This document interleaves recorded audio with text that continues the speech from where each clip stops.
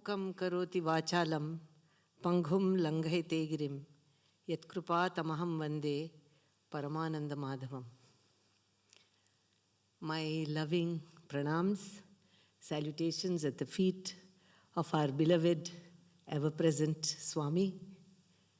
Sai Ram to all the brothers and sisters, fellow travelers in this path towards Him.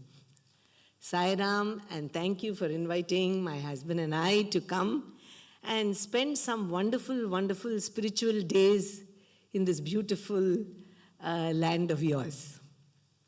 Swami called it New Sai Land. The land is made up of people.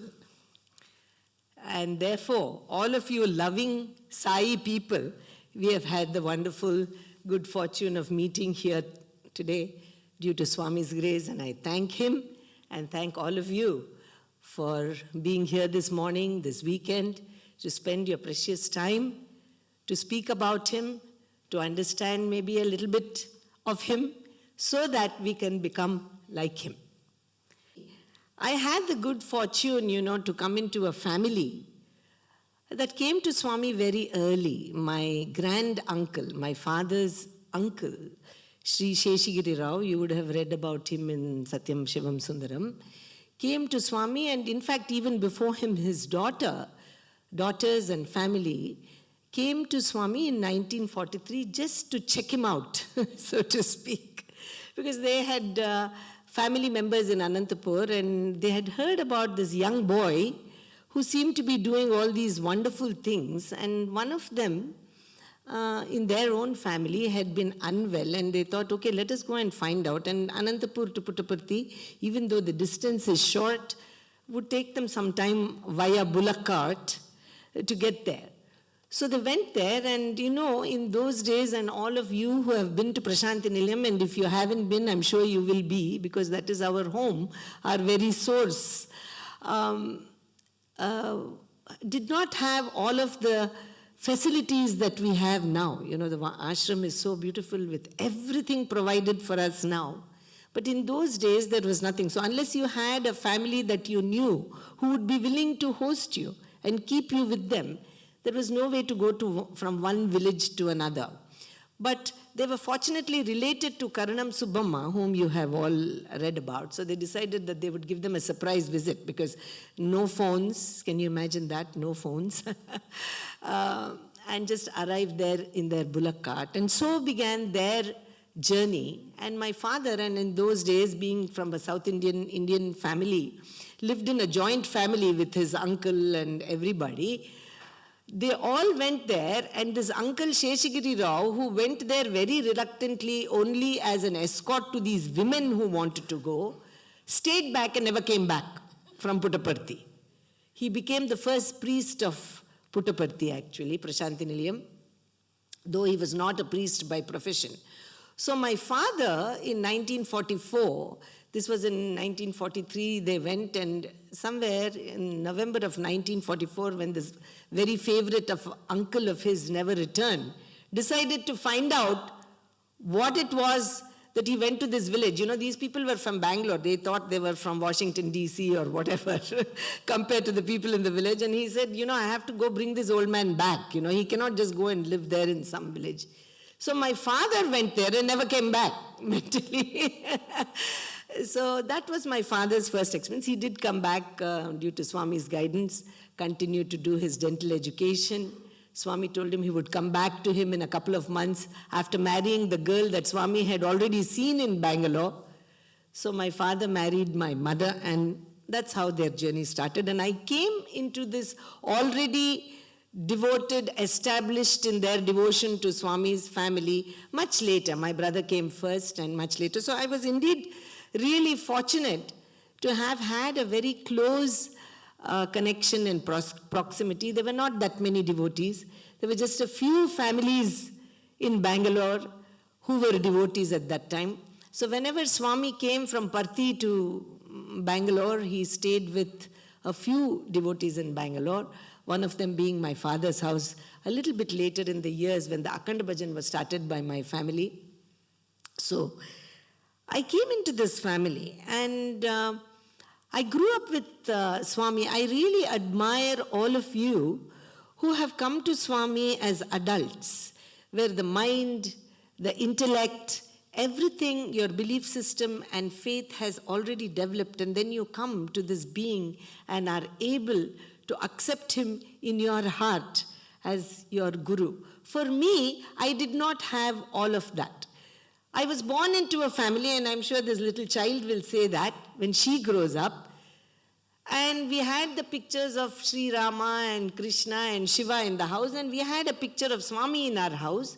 The only difference was this God walked around and came to our house. The others were just in photos, like some ancestors' photos, the Rama and the Krishna photos were like the ancestors. And once upon a time, I believe Swami was Rama, I believe Swami was Krishna, but who worries about that, right? He's right here. So I grew up with that, and as a child, I was very fortunate because everywhere that Swami went, he used to take me. I was the only kid. The other cousins and everybody were a little bit older. And being girls, there was a little bit that Swami very, very conscious of the fact that how the society looks at everybody. Took me because I was a child wherever. So I had the good fortune of constantly listening to Swami's words in the car, wherever he went with my father. Swami at that time had a small little Morris Minor car. He did not have the car. My father had one standard Super Tin. I don't know. I think one of the brothers yesterday was saying that they like old cars. But standard Super 10, I remember even now, MYB 98, 97. That was my father's car. It was a little car. 2 people could sit in the back and 2 in the front. So this car was used back and forth as the days went by from Puttaparthi to Bangalore, where there were really no roads. In my next talk, I'll tell you when we talk about the journey, about our journeys to Puttaparthi. But today, I thought, since Brother Mahesh was saying, Tvameva Ham, which means you and I are one. You am I, and I am you. And how can we get there? That is also a journey of our lives. But how do we get there? Because we are all very ordinary people. If you ask me, I can tell you 100 faults of mine, which is nowhere near him, like him. And if you ask my husband, he will say 200 faults of mine, which will tell you that I am not what I am. So I am here today. In fact, we were joking with Brother Yogan and saying both of us are putting disclaimers on our talks to say that we are on that journey, but we are not there yet. We are not there yet. I remember one particular incident in Prashanthi Nilayam. Swami had, with a lot of love and graciousness, had asked us to come in for an interview. And there was a whole lot of laughing that was happening in the veranda. The college boys were all sitting there, and everybody was laughing about something. And right after that laughter, Swami had invited us into the interview room. So my 2 sons were very curious what the joke was. What had Swami said that had made all these boys laugh so much? And we kept asking him, and Swami said, these boys say funny things that makes me laugh. So I also have take turns to make them laugh. So they kept saying, no, Swami, what did you say? Why were they all laughing so loudly that everybody in Sai Kulwant could hear? So Swami said, no, they all keep hearing me, where I say, you and I are one. I know it. I know that I am God. You just have to realize that you are God. But you and I are actually one. So I keep saying that. The boys keep hearing this, and they want to become that. So today, I asked one of the boys, what is your name? So the young fellow who had just joined, I think, first pre-university, was just a small 18-year-old, who had just joined Swami's college, who had been hearing this, said, Swami, the same as you, Swami. What is your name? He did not tell Swami his name. He said, you and I are one, right? So your name is my name. Then Swami asked him, where are you from? He said, wherever you are from, Swami. You and I are one. So Swami gave him a little tap on his cheek and said, go and give darshan. Go and give darshan. So we are all in that place. We are saying when we sit in a Sai sadhana camp that, oh, we and Swami are one. But have we realized that? So until we realize that, this journey continues. We have to keep trying because we want to become. But first of all, like Brother Yogan said, we have to be aware of the goalpost. First of all, we should want to become like him. Otherwise, why should we become you and I are one? It could be somebody else. So that is the goalpost, and thankfully I think we are all aware of that. Otherwise, we would not be spending this beautiful weekend here. We would be doing something else. So that problem is solved. We at least know what the goal is. Now, how to go about this journey is the thing. But we are all used to, including myself, I must say, I am no different from any of you. The only good fortune I had was I'm much older than all of you, and I was born very early. Therefore, I got the ability to be in his proximity because there were hardly any devotees at that time. But that is the only difference. So we are all used to saying some words. We will say, after all, we are all one. Love all, serve all. We all should love everybody. But these are all not such easy steps to take. It is easy to say, but it is not that easy. I remember once there had been some problem or the other in our region, in our Sai center, and we were in the interview room, and Swami, of course, does not encourage us to constantly complain about our fellow devotees, but it had bothered me. And sometimes we have the dilemma that should we say something or should we not say anything? Because if we say something, it may hurt the person.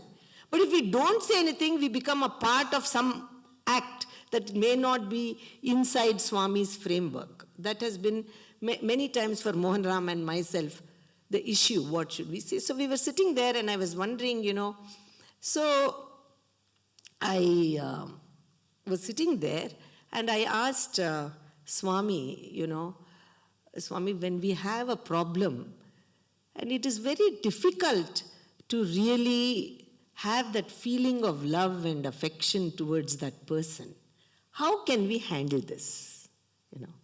Because we are human, we are full of faults. No? So Swami very easily said, why? You have so much love for me. I am also in their heart. That's what you have to see.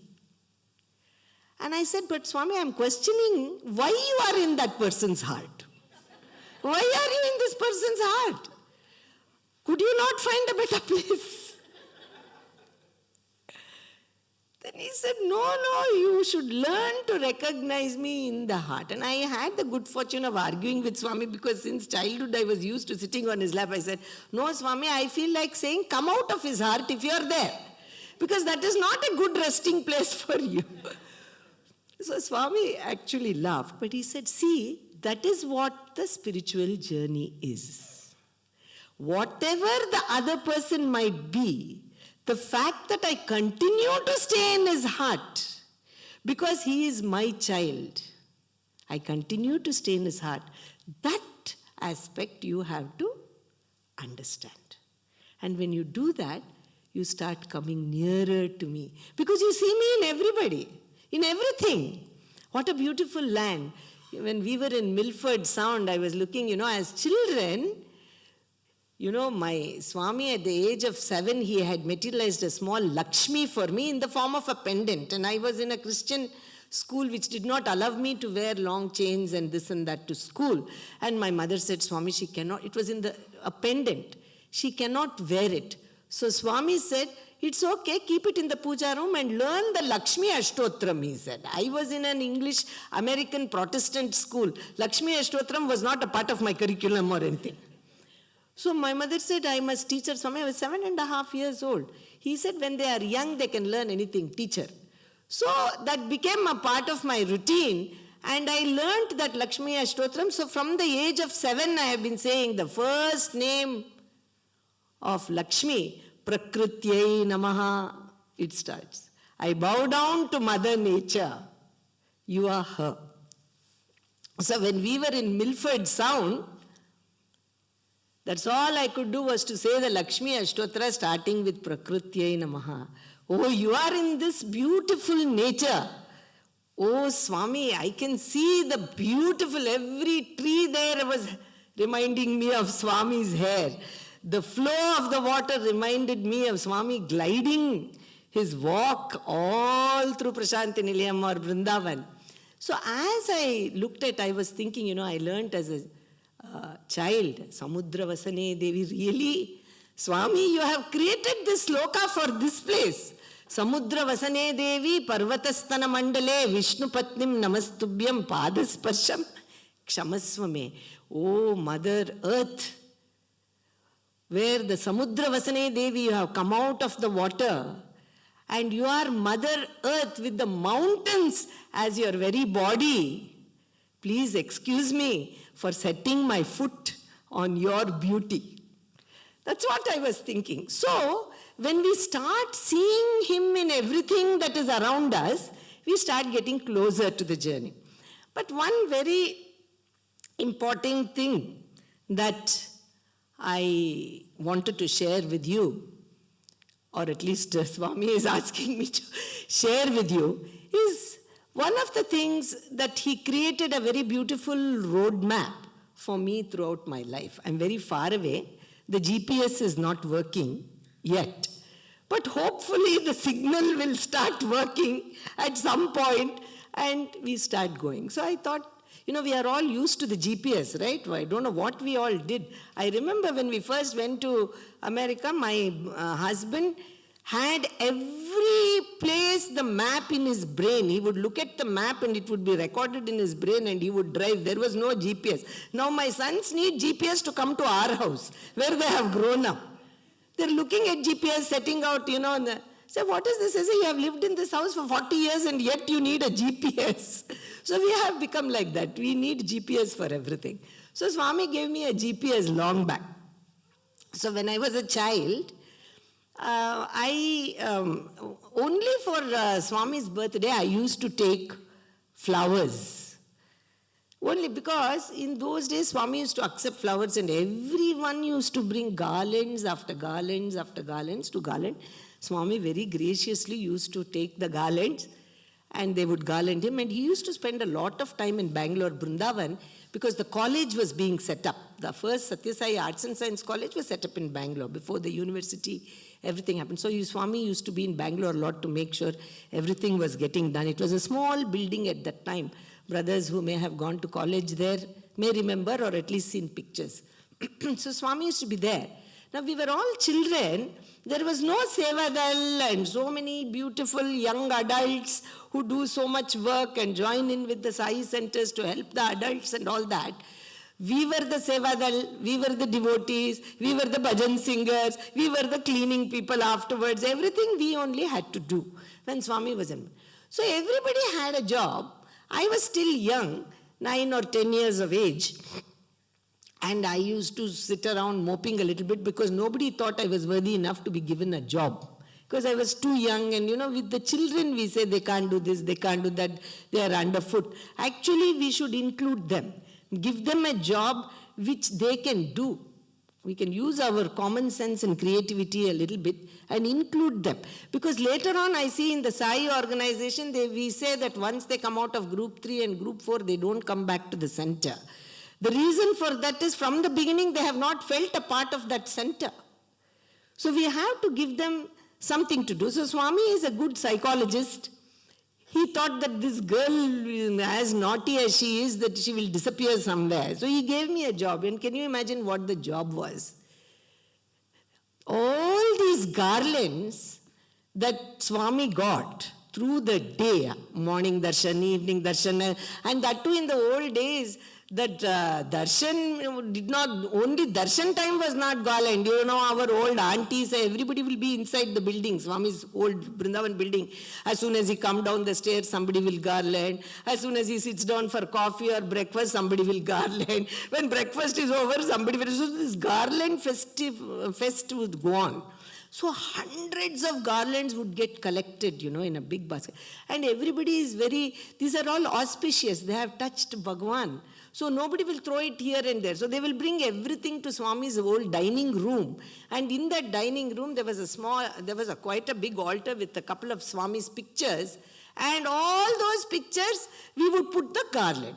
So the job that I had was, you put water as many garlands as you can to all the pictures, take out the old garlands, sweep up the mess made by the petal. So this was the job Swami gave me. Of course, some of the photos were very big. I could not lift it. He would say, you leave that. Ask some of the adults, you do all. So I never took garlands because I am the one who has to put it and clean it also. So I never took Swami any garland. Birthday is enough for me. My birthday, that too. Not his birthday. I used to take one garland. One garland. I have got another funny story. If the occasion comes, I'll tell you about this garland business. So this garland. So every birthday, from a young age, I used to take some flowers, used to put as one small garland. And that too, you know how we do what suits us, not what he wants. I used to tell my mother, you get me this tulsi garland only because the petals don't fall out so much. I don't have to clean up so much afterwards. So tulsi garland I started to take for Swami for my birthday. So we used to do this. And as the years went by, for every birthday, 10th birthday, 11th birthday, 12th birthday, I used to take Swami used to be for my birthday in December in Bangalore, because as soon as his own birthday was over in November, he used to immediately come to Bangalore. Because in those days, Prashanti Nilayam did not have so much accommodation. So people used to stay under the trees. So if Swami did not come to Bangalore, people never went. They would continue their hardship of staying under the trees, going to the Chitravati to take bath. It was a difficult life, not a beautiful cafe. This one canteen we have now, not only just South Indian, Punjabi canteen, Western canteen, Italian, so much of facility we have. In those days we had Swami, but we didn't have facilities. Now we have facilities, we miss his physical form, though he is still there, ever present. So anyway, so this in Puttaparthi, Swami used to, from Puttaparthi, he used to come back immediately after birthday. So is this thing. So once what happened, many years went by. I think I must have been doing since the age of 7 or 8. I was 20 years of age by the time. Again, one more garland. I used to say, Swami knows. As soon as I am sitting in the line in Vrindavan with a garland, he knows it is my birthday because I take it only on. He came straight to me, Amy, birthday na. He asked, oh, is it your birthday? Yes, Swami. How old are you? See, at that age we don't mind also. Because we want to grow up. No? Because the adults will treat us as equals. So we want to grow up. 20, Swami. Oh, 20 endla? He said 20 years in Telugu. Yes, Swami, I am 20 years old today.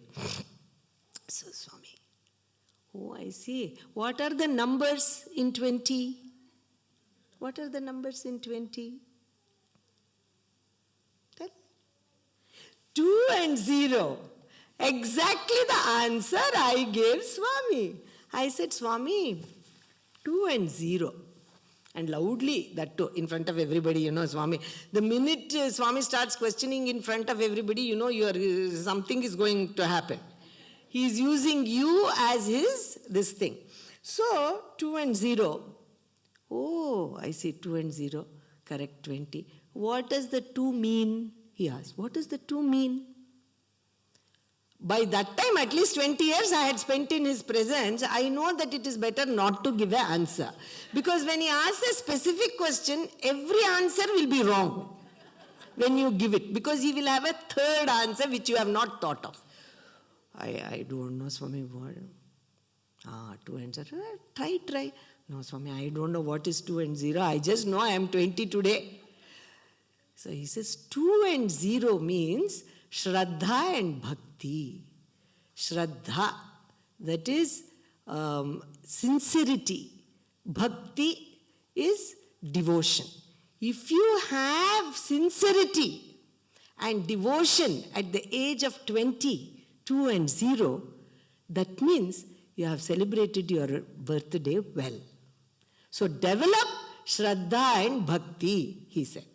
Oh, I said, okay, that's very nice. No? Because anyway, we are all generally very sincere when we do anything. I know sincerely I cleaned all those photos and all those things. Bhakti, we assume we have it. He has to tell we have, but we assume we have. So long, bhakti I have, because I love him, no problem, 20 years I have spent very nicely. I was very happy with my birthday, because he said, you can celebrate your birthday if you have these two qualities. I was very sure I had the qualities finished. 21st birthday went by, 22nd, every year I kept taking flowers. He never asked me again how old you are. I just went, so 10 years went by. 30th year came. 30th birthday, I am there in Vrindavan. How old are you today? 30 years old, Swami. Oh, I see. 20 అయిపోయింది 30 na? 20 is over, now you are 30? I say, yes, Swami, 30 years, loudly. All the devotees are looking at me, oh, you're 30 years old, huh? So then he said, what numbers in 30? 3 and 0. Look at our little girl. Correctly she's saying 3 and 0. By that time I'm 30, I'm not so little. So I said 3 and 0. So now I already know 20 something has happened. So he said, what does that mean? I don't know, Swami. I know 3 and 0. That too I'm very poor at math, but I know 3 and 0. I know. Oh, 20 is over 30. What was 2 and 0? Shraddha and Bhakti, I remembered. When he told me Shraddha and Bhakti, for 6 months I had been very sincere and very devoted also. After 6 or 7 months, slowly it falls through the cracks. I don't know what happened. Now 10 years later, 30. So, I don't know, Swami. Bangaru, if you want to celebrate your birthday, simply having a cake and cutting is not birthday, you see. Everybody is saying it's your birthday. But I will say it your birthday, 30 years if you want to celebrate, you must have Trikarna Shuddhi. That is purity in thought, word and action. If you develop at the age of 30, you can celebrate. For the most part, we all are generally truthful people. Generally, we speak the truth. But he now put a problem, no? Thought, word and deed is a problem. Words we tell you are looking so nice to somebody, whether we like them in that sari or not, you are looking very nice today. Actually, no Trikarna Shuddhi. We may be thinking this color does not suit this woman. But we will be saying you are looking very nice. So the Trikarna Shuddhi, I knew very well that I didn't have that. One is thought, then the words also, then actions are even more difficult. Because when we tell the truth, nobody likes it, isn't it? So, Trikarna Shuddhi you have to practice. So, this was a big problem. Then I thought about it. For a few months, I practiced also and got into lot of trouble. By telling people, this saree is looking horrible, I say, why are you wearing? They say, who are you? I will wear whatever color I want. So, Trikarna Shuddhi is not so easy to practice, I realize. So better to keep your mouth. So the thoughts are telling one thing, words are thing, actions, we are staying away from that person also, just in case you say something wrong. So complete mistake. Trikarna Shuddhi, Swami said, you practice that, Bangaru. Oh, this is a problem. So another, thank God, 31 he didn't ask me, because he will add something more. 32 he didn't ask, 33 he didn't ask. It's very good. Trikarna Shuddhi went away 10 years, nothing happened. Nobody asked. Then 40 comes and he asked me again, how old are you? Ayo, 40, Swami. Now we don't want to tell the birthday very loudly at this point. 40, Swami. What is the number? 4 and 0. What does that mean? By now I know I better keep it very quiet. I don't know, Swami. What is 20 and 30? Shraddha Bhakti, thought, word and action, Trikarna Shuddhi, 40. Oh, I don't know. Swami. By that time I was married also. By 40 I was married. He says, see Bangaru, you are in Grihastha-ashrama, you are in a family life. You require dharma, artha, kama, moksha, purusharthas. Dharma means righteousness, artha means wealth, dharma, artha, kama, desire and moksha. So these 4 things, in a family life, we all have that. We are leading a dharmic life with our spouses. We require money to educate our children, send them to school, buy our houses, cars, whatever may be the dharma, artha. Kama, moksha, desire and moksha. He said only there little slight problem. You must have desire for moksha.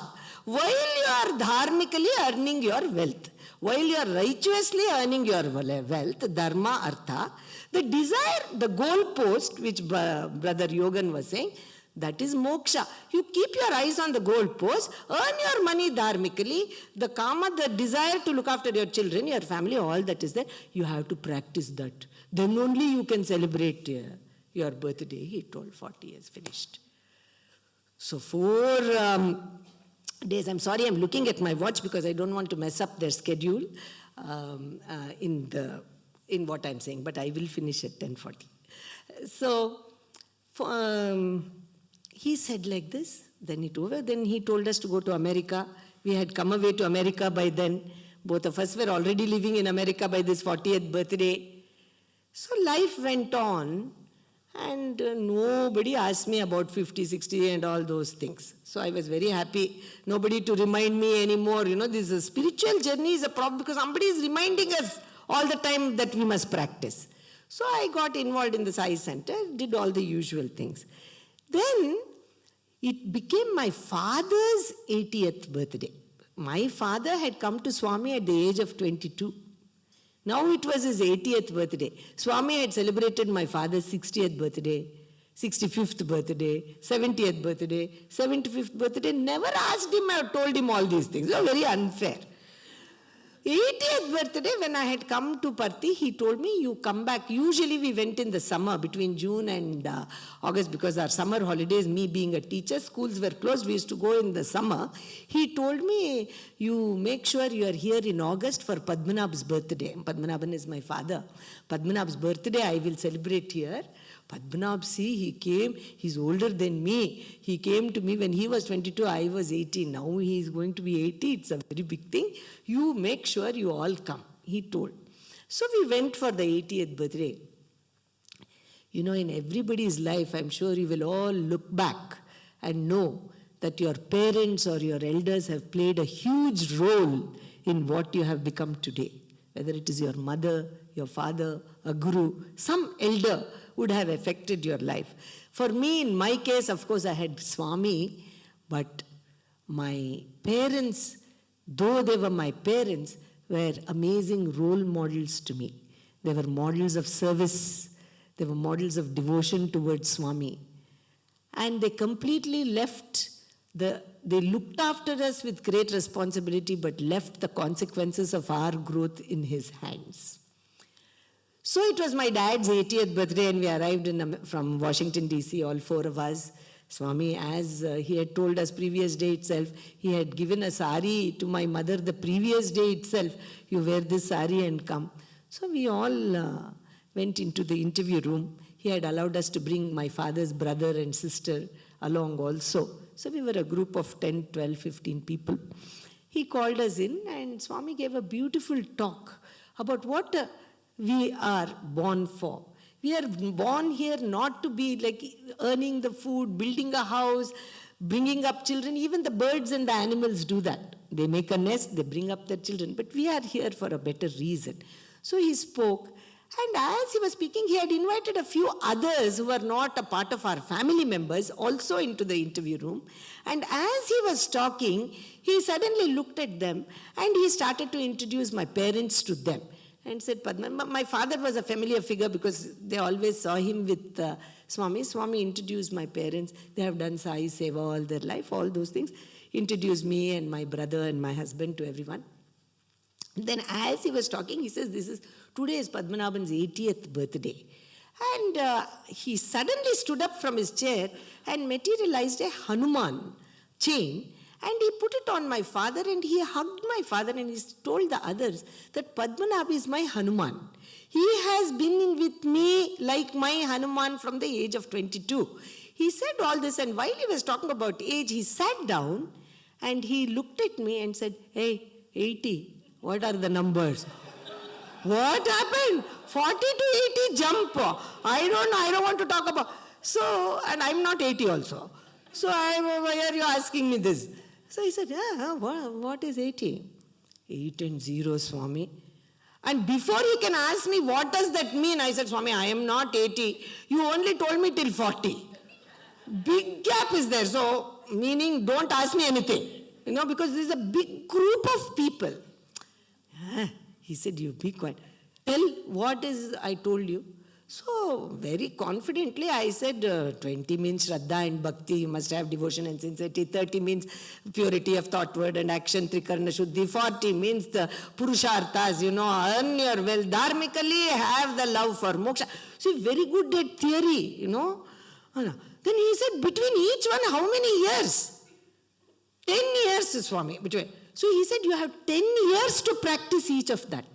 From 20 to 30, you have 10 years to develop devotion and faith and sincerity, is it not? Yes. Then 30. 30 to 40, 10 years. That does not mean forget the first 10, 20.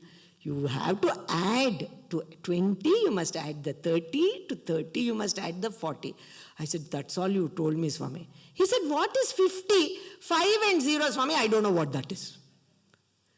So he said, very easy, you can guess. I am not guessing in front of Swami. I already told you. You know the story of Arjuna and Krishna. Arjuna, what is that bird? Crow. What color is it? I think it is white, Arjuna.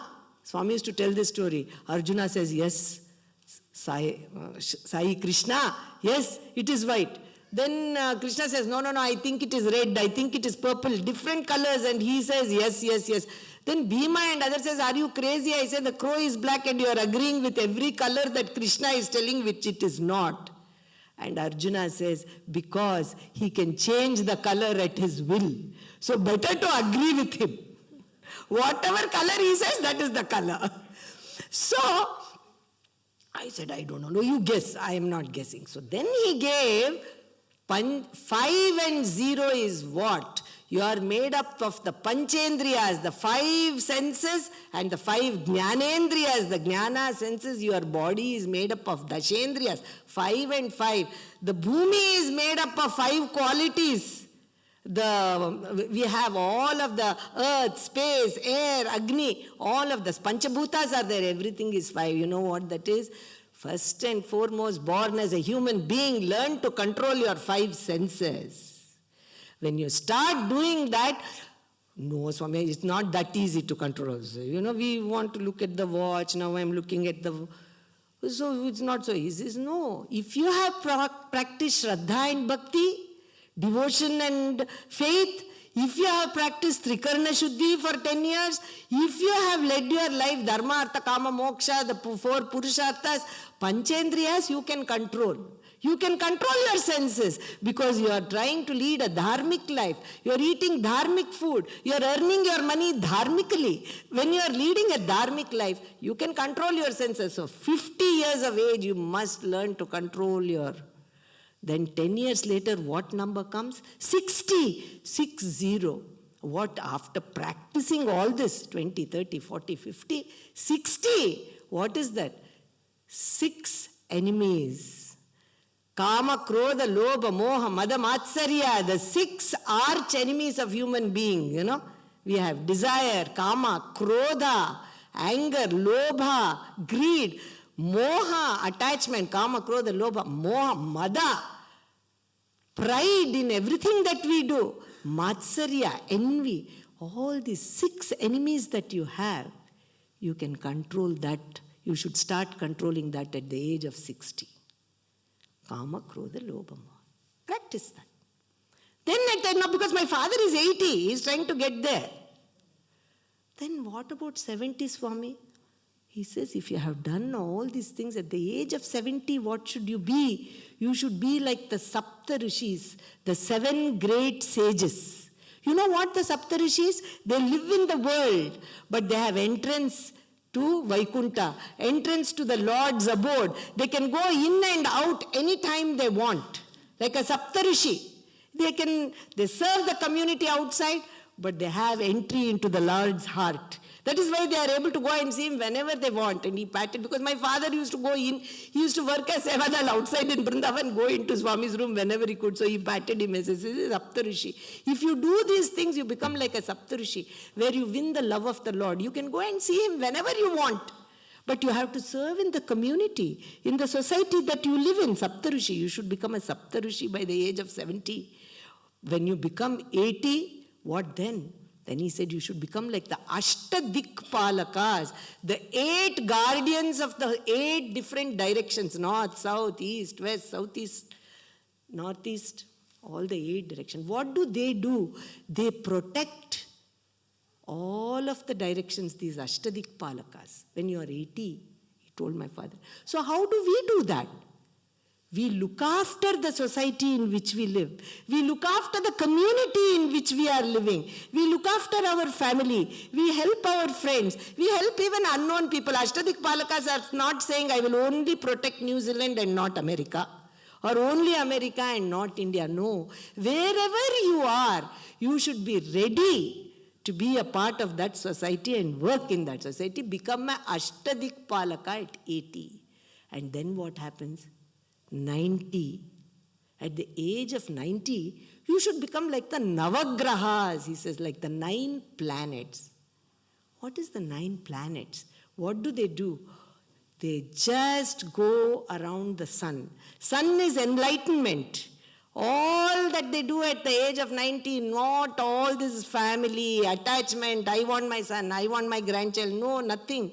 Just your focus is, this lifespan is coming to an end. My focus should be on getting enlightened and become a part of that divinity. So if you have practiced, Swami said, 20, 30, 40, 50, by the time you're 90, you're ready to let go of all these trivial things around you, and your focus is on enlightenment. 90. What is the last number? 100. Human life, we all bless, especially in the time of marriage. I remember Swami blessing, live for 100 long, dharmic, prosperous, good and happy life. He blessed my husband 100 long years. 100 is supposed to be the lifespan of a human being. What is left, Bangaru? Number 1. You and I are 1. By the time you reach the lifespan, you and I become 1. When? At the age of 20, develop Shraddha and Bhakti. I'm still there only.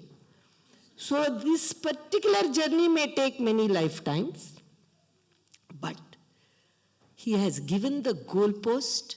He has given us the tools, what we have to do. And if at all we are serious about this spiritual journey, then we have to start somewhere. We cannot always say, I attended a bhajan once a week, 1 hour a day, but Swami is not responding to me. What did you do 23 hours? He knows. So we cannot put the blame on his feet. That's what he said. You are thinking of me 1 hour? I am thinking of you 1 hour. You are thinking about 6 hours? So sweetly, Swami said, Nenu kuda ante. I also thinking of you 6 hours. So how is that? Then does it mean that we drop everything? I get this question, to drop everything, sister, looking after husband, children, family, job. No. Every single thing that we do has to become his work. Whether it is looking after the husband, or I know Sister Anju was telling me about her patients, looking after those patients, 80 patients, 40 patients, 50 patients a day, whether it is setting up this beautiful altar that sister said, I am just a small instrument. Every single job has to become his work. Then only we are attending the bhajan, doing whatever it is. We cannot attend bhajan once a year. To do Akhanda bhajan itself is one big problem. Who is going to sing? Nobody will be there after dinner. Everybody will come at coffee time. Between dinner and coffee, nothing will be happening there. Only some 3 young adult or somebody will be singing. Or somebody who does not know how to sing but has lot of Shraddha and Bhakti will be singing. We all know, everywhere we have experienced this. So, we cannot do 124 hours is so difficult. Can we do Namasmarana 24 hours? So our work has to become. That is what he told my husband also. He will say in his own talk, I'm sure. So, the road map for Tvamevaham, you and I are 1. It is a journey that we have to take, but his grace can speed up the journey a little bit. How we are doing it, he will speed it up a little bit. 30, 20, 30, it will go by very fast without realizing it, as long as we are leaving it to him. So, I wanted to say that as we go through this life, if we are holding his hand, I just wanted to share this with all of you. Suddenly, out of the blue, Swami asked my husband and me to leave India and go to US. We were the most, what shall I say, not interested in America people, because we were busy with Swami's work. I was doing Balavikas for years and years and years. Since I was a child, he made me a Balavikas guru when I was 14 and a half, 15 years old. He was the president of the center looking after.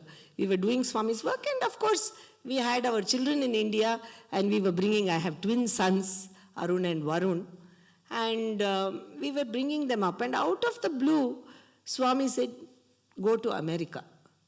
So a lot of battle happened between me and Swami about this. See, we don't want to accept his word. See, we want, when he tells us what we like to hear, we will accept it. But if he tells us something we don't like to hear, we don't want to accept. We will question, why are you telling me this? What did I do? All those.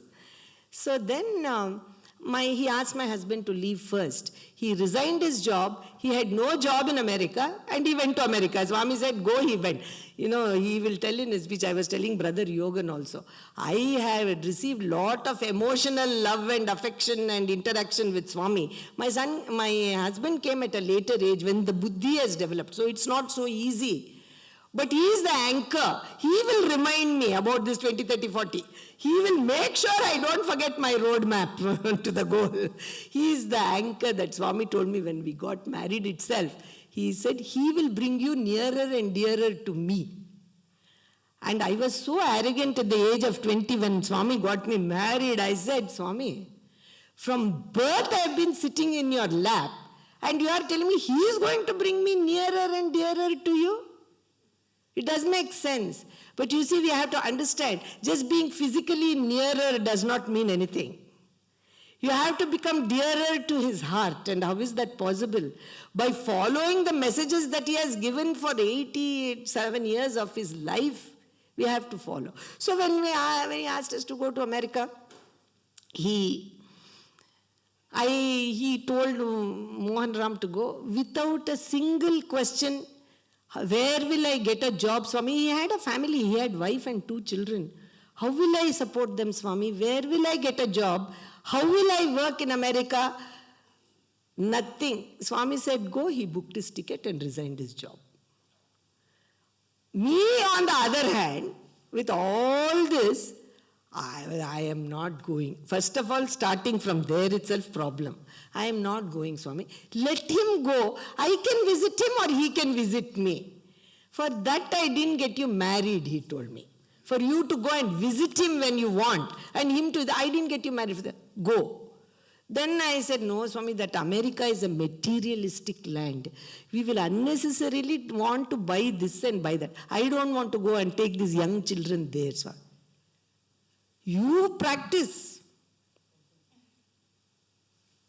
your Panchendriyas. No land can do anything to you. He has an answer for a thing. No, Swami, what about the children, Swami? They will lose your proximity. You promised me when they were born that you will look after them. Now am I saying I won't look after them? You are having doubt. I have no doubt. Go. So this battle went on. And finally in Brindavan, he made me a promise. Till you go, I won't go to Parthi. You leave for the airport, next day I'll go to Parthi. So on June 10th, he called me in Brindavan with my children and my in-laws and everything. And he would say, I don't remember much about that. I went on crying there. I don't want to go, I don't want to go. Even now, Swami, tomorrow is the flight. I can cancel, Swami. I can cancel, but going on. Then finally, I said, no, Swami, I don't want to go. You will become very far from me. See this, near and dear. He says, far? No, not far. Right in your heart. How can I be far? He said. Then I said, no, Swami, I won't feel your presence there. I'm not so evolved yet. So Swami gave a beautiful answer, which I think is appropriate for each one of us, wherever we are. He said, see, Bangaru, I'll tell you an example. You are a mother, you have 2 children. When you are cooking in the kitchen and the children are playing somewhere in the house, you could be hearing a little bit they're arguing or fighting or pulling at the toys or something, but you will continue to do the work. But when you don't hear anything, you will go and check. Because you will wonder, hey, what are these kids up to? Not a single sound is coming. No? You will go and check. Just like that, when you are far away, and if I feel that you are straying away from me, I will check on you. I will check on you. That's the first. Second thing, he said, in the house, when your child wants to go from his room to the bathroom, do you hold his hand and take to the bathroom or to the dining room? No. You will say, go and use the restroom, go and sit at the dining table, I will feed you.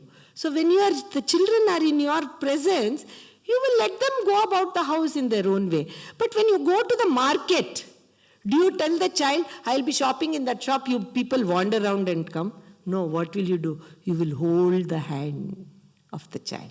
Say, be with me. Don't wander. Stay with me. You will hold the hand of that child and make sure that the child, just like that. Whether you are in New Zealand, America, South Africa, doesn't matter. I will hold your hand and be with you. Because you are my child. You will not stray away from me. I will make sure. You will not stray. So go. You have work. You have work, he said, go. So with this answer, very reluctantly, I decided to join my husband there. And at that time also he reminded me, don't forget what your sadhana is. See, this retreat is called a sadhana. For every single thing in our life, we need to do sadhana. We need to do work. If you want to go from grade 1 to your final high school year, you have to work. If you want to learn a skill, sister was saying she wants to learn harmonium, you have to put time to learn a skill. If you want to bring up good children, you have to put time and effort into that. Anything that you have to do, you have to put effort. Then how can this great noble task of becoming one with him, who is the very perfection, when we are full of faults, if we don't do sadhana, will we get there so easily? If we don't do the sadhana of going to the very source of Prashanti Nilayam, seeing where he walked, look at him, one single individual, don't call him God, don't call him Guru, nothing. Call him a village boy from Puttaparthi, one single child with basic education. If he has gone now and created thousands of students, we will see Brother Mahesh here, so many thousands of students who are doing his work all over the globe. You see a hospital where there is no money cash register anywhere. You see a canteen where people are fed with basic minimum 5 rupees, 10 rupees, just so that some vegetables and other things are clean, so that people don't take it. If you give everything free, people take it for granted also. My mother used to tell a story. I believe during the freedom fight of India, my grandmother actually used to laugh. In the village, these Gandhian Sevadal workers used to go from village to village to clean the village and teach the villagers about hygiene, how to keep the water clean, how the water should run, keep the sewages and all this clean. These Gandhi workers used to come, and Gandhiji used to go from village to village and clean the village to try to teach the villagers. So one particular village, they went for a week, like we all do Grama Seva. They went for a week. And they went and showed and hoped, the villagers. Then after 1.5 months, Gandhiji finished all his work and came back to that first village. It was back in the same mess. And he said, what is this? They said, why didn't you come for 1.5 months? Our village has become a mess. You came and cleaned for 1 week and went away and never you came. The whole point was for them to learn to clean their village. They forgot about that. They were waiting for Gandhiji to come and clean again. So like that, Swami has given us the tools, but we have to do the sadhana. We have to do the work. We have to go to Puttaparthi and see what he has done so that we can, in a small scale, emulate that in our lives. So, this is the journey that he has created for us. If we want to follow that journey, then we have to take the steps. We have to put in a little bit. If we are putting so much effort to learn a small skill, I went to one retreat, one very nice Western lady. She said, Geeta, I don't know how to wear a sari. I want to go to Prashanti Nilayam. Can you teach me? It took me the whole 2.5 days to teach her. To wear a sari to go to Prashanti Nilayam for 5 days, if you have to put so much effort, if we want the love of this dearest Lord who has given us everything, this beautiful Milford Sound, he has given us all the Panchabhutas, the water to drink, the air to breathe, the light to see, the bhumi, the earth to walk and get our vegetables, and the beautiful sky where if you say Om, it will reverberate in those falls. Don't we have to put some effort? So that to become Tvameva Ham, you and I are one. We have to start somewhere, brothers and sisters. And I hope the starting of this sadhana camp will become a start to celebrate his 100th birthday. He is already one. We have to join with that one in this 100th birthday celebration. Thank you for listening to me. You will see more of me. I hope we will be able to interact and get to know each other. Sai.